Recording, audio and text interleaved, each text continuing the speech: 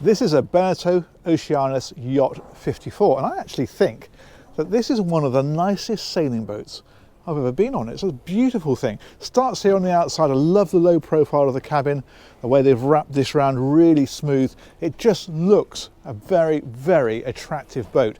I'm going to take you on board and of course do the full tour and show you what it's all about, because as I say, I'm rather taken with this one. It's a lovely, lovely sailing boat. So we're going to board here and we'll start, I think, right at the back, because one of the things that you get on here that you might not expect is a proper tender garage. So if we come around here, there's a button on here we can press, platform down, and you'll see at the back that motoring out. There we go. And then we can step down here and start our tour literally at the very back, because that is firstly a very nice bathing platform, but also a garage that is big enough that it will actually take a Williams mini jet or a 2.4 metre inflatable.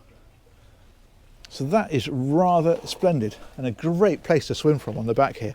And I love the way that these steps fold out as it powers down, and you've got a proper walkway down to this area of the boat.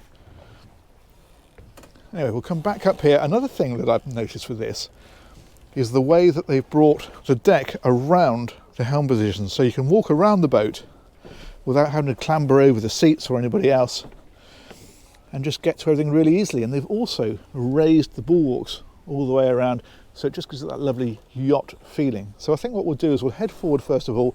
I'll show you around the decks, then the cockpit, and then the interior, which I think is rather spectacular. So up here, this one has got in-mast furling, so the whole mainsail pulls away inside the mast, makes it very easy to use, and all the lines come down and back and are controlled from the cockpit, so you can control the whole boat from there. You can, if you prefer, have slab reefing, where the mainsail comes down and lies in slabs, hence the name, on top of the boom. It just depends what you want, but the in-mast tends to be the more popular, and that's what's standard. And in fact, similar sort of thing up here at the bow, because the foresail as well is roller furling, so all very easy to control. Let's come right up here to the front. You've got the bowsprit on here with the anchor underneath it. And if you stand right up here and look back, that's rather smart, isn't it? Big old mast on it, look at that. Huge. You've got flush hatches on here, so you're not going to stub your toe on them. And of course you can put sunbathing on here as well if you want to.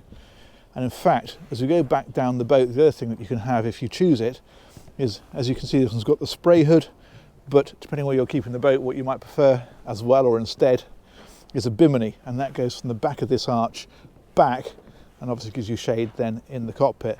Back here you've got your winches, and the primary winches, these ones here, are powered.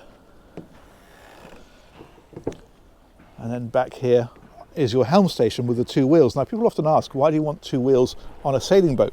Well, the reason that you have two wheels is because if you imagine the boat sailing, it heels over, the wind's on this side blowing it, so that it heels over this way, the sails are out to that side. So at this position you've got a far better view, because as the boat's heeled over, you're stood up looking down the side of the boat. Now clearly on this side you wouldn't get such a good view. However, of course, if it's heeling the other way, then you want to be over here. Now also here you've got bow and stern thruster controls. Your navigation screen is on here. The engine control is here as well. This is your Genoa powered in and out. That's the foresail. And then over on this side again you've got navigation screen, but here you've got autopilot control. Your compass is here, and you've got buttons for things like the lights, the bimini. The table, these tables are powered up and down. So at the minute we've got one up and one down, so you can see the difference. You can put cushions on there and make that into a big sunbathing area, or bring it up as we've got here, and of course they fold as well, so that just drops away like so. And then you've got more areas to lounge out up here. Let's go and take a look at the inside. The inside on this is particularly nice. Oh, I will just show you this before we walk straight past it. What that is storage for a life raft. Okay, let's head on down. These are the washboards that actually drop flush into here, and you can lift them up then, and then that hatch slides across to close this area off. Now there are two wood finishes in here. This one is the light oak. You can have a darker finish if you prefer, but this I think looks rather nice. And what it does is it makes the boat feel really spacious. But actually, it doesn't just feel spacious, it is spacious. They've got a lot of volume into this boat, but you can see how it comes in as you go forward and down. It's actually quite a slender hull. So they've kept the sailing performance, but they've also given you plenty of space in here. Now from the back, we've got a galley over here on the port side, and you have things like a proper domestic fridge in this one. You've got your whirlpool cooking, sink obviously, and then a gimbaled oven, so that's a gas oven and hob. And then over here, then you've got another top loading fridge just there. And then this is all storage, all tucked away in places like this. And also, this one pulls out to give you a nice bit of storage as well. And then as we head on forward, this is switch panels, so things like your batteries, that kind of thing is controlled from in there. That's a high-low lift for a television, and then in behind here, on this one, stereos inside there, and you've now got touch screens on these, so you can control all the various functions, as you can see. So fuel gauges, for example, are on here. Air conditioning controls, heating controls, all of that kind of stuff, that's all now on a touch screen. And you've got buttons to control your 12-volt systems over here as well.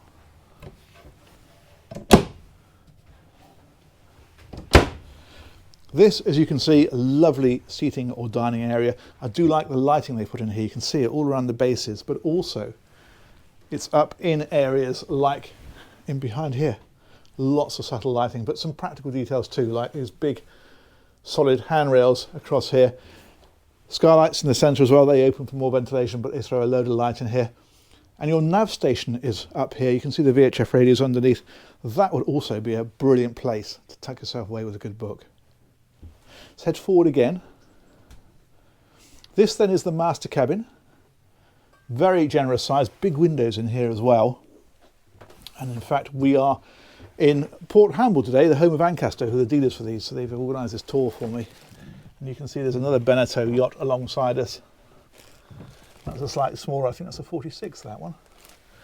These have got blinds that pull across, so you've got privacy, and of course you can block the sun out if you want to get a bit of sleep and it's very light. Same with the hatches up above, they open, but they've also got these that come across, so that's a mosquito net, to put it that way. And on that side, that's a blind. And the window over there again. And then storage, of course, so illuminated wardrobe over here. And back here, this one is the toilet. And your sink is in there as well and so forth. And you might be thinking, well, where's the shower?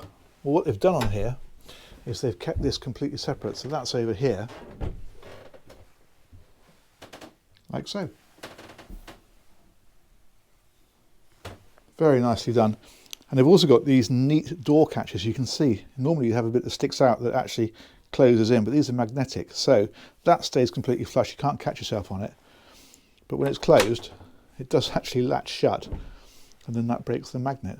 That's very clever. And then finally in here, you've got storage over here. So for example, illuminated locker there, and then these drawers underneath, just loads of places that you can tuck everything away. And those are all soft close as well.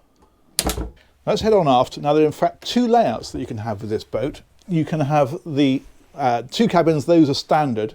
This one's got the heads on this side, but you can have a second heads over here. What that does is move this whole unit forward slightly. You lose that cupboard and it brings you up nearer to the sink, but that gives you room for a small heads in behind. So you can have a 3 heads, 3 cabin layout, or this one, as I say, is a 2 heads, 2 cabin layout. So if we go back here, it's actually a pretty decent sized heads in here with a separate shower stall. And in fact, you'll notice that there's a door in here so that this can be ensuite directly into that cabin. And then this is one of the cabins at the back. So it's double bed in here. And then you've got storage in places like this and down by the bed as well. And again, decent hull windows And there's an opening section in that window there for a bit of ventilation, as indeed there is over on this side as well. And that is engine access. The regular access is from under the stairs. I'll show you that, but that's so that you can get to the sides of the engine if you're ever doing maintenance work. So we'll come out of that, come across to this side. This then is the other cabin. As I mentioned, this is where the heads would go if you had the 3 heads version, bringing this forward. And then in here you've got, very similar actually, it's a double bed, and then again storage up in places like this. All illuminated, and you've got a hanging locker there as well.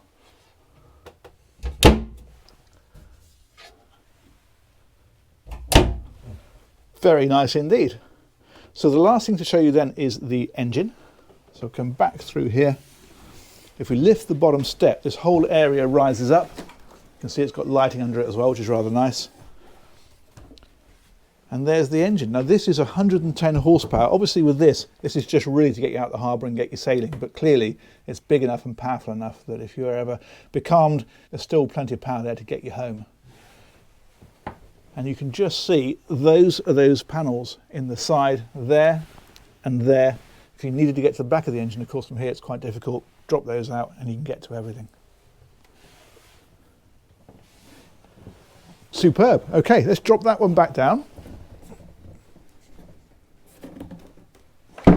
There we go, and we will head back up into the cockpit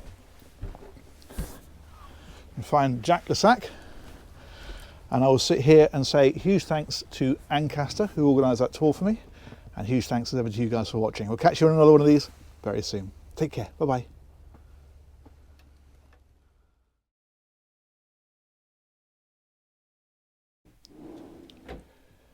So let's head on aft. Now there are actually 2 layouts for this boat.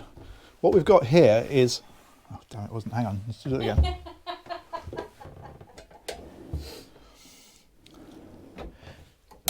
So let's head on aft. Now in fact there are 2 layouts for this boat. Whichever layout you opt for, you have, I can't stop laughing. Okay, be serious woman, come on, we can do this. All right, here we go. So let's head on aft. Now there are in fact 2 layouts you can have with this boat.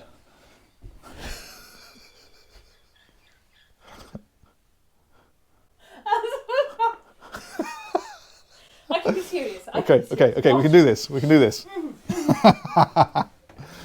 All right. Pretend your squirrel's died or something. My knee's got into a twitch now. Perfect. Okay, so just what we need. Right, here we go.